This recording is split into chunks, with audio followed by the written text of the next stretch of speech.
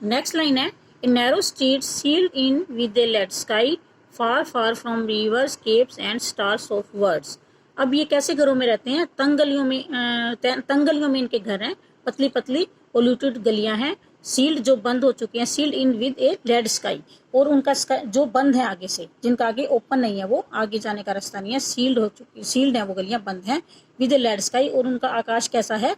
Lead से बनी हुई छतें हैं, जो टिन से बनी, उनके घरों की छतें पक्की नहीं होती, टिन से बनी होती है, ऐसे धातु से बना हुआ उनका स्काई, यही उनके लिए स्काई है, क्योंकि वो नेचुरल स्काई को कभी देख नहीं पाते, बहुत ही तंग गलियों में उनके घर होते हैं।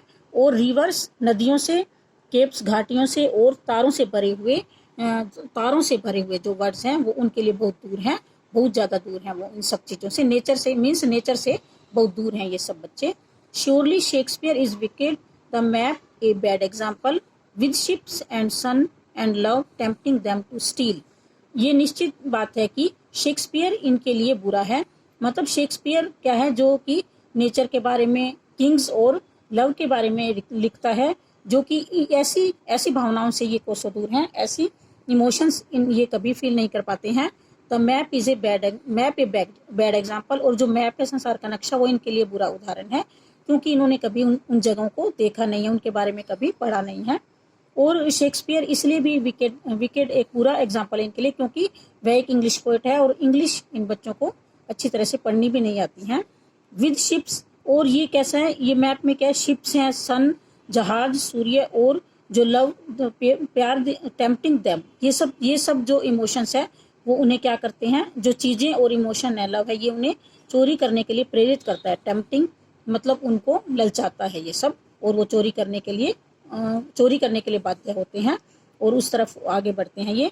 For lives that slyly turn in their cramped holes from fog to endless night, और ये सब जो है उनके जीवन को स्लाइली, कनिंगली, चालाकी से बदल देता है। Turn in their cramped holes, उनके जो तंग बिल हैं, मतलब जो छोटी छोटी झोपड़ियां, झुग्गियां हैं जिनमें वो रहते हैं, वो धुंध से लेकर अंतहीन रात की सिम में बदल देता है। मतलब ऐसे तो फोग से ढका उनका फ्यूचर, उसे भी वह एंडलेस नाइट, अंतहीन, कभी खत्म होने वाली रात में बदल देता है। मतलब अंधेरे में उनके भविष्य को धकेल देते हैं। On their slag heap these children wear skin peep through by bones and spectacles of steel with mended glass। तो ये सब कैसे रहता है? कूड़े के ढेर पर, ये उन देर स्लैग हीप, कूड़े के ढेर पर वो रहते हैं। these children, जो बच्चे हैं रहने वाले, wear skin peeped through by bones, इनकी हड्डियां कैसे हैं? स्किन से झांकती हैं। इतने माल न्यूट्रिटेड हैं ये, मतलब इन्हें कभी भी हेल्दी भोजन नहीं मिलता, तो इतने वीक हैं ये कि इनकी हड्डियां स्किन से जागती, इतनी पतली स्किन है इनकी। और जो इनके चश्मे हैं वो स्टील के बने हुए हैं, स्पेक्टिकल्स, चश्मे ऑफ स्टील से बने हुए, भारी धातु से बने हुए हैं, जो बहुत ही अनकंफर्टेबल हैं।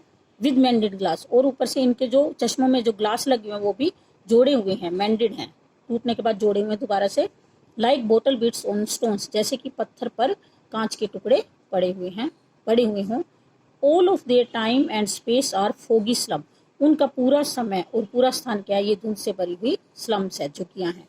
So blowed their maps with slums as big as doom, तो इन नक्शों पर जो ये स्लम्स हैं, ये बहुत इतना बड़ा धब्बा है जितना कि डूम अंधकार है, रुइन मतलब जो नष्ट होने वाली चीज, बिल्कुल ही विनाशकारी है, समझ लगता है ये स्लम्स इस नक्शे के लिए।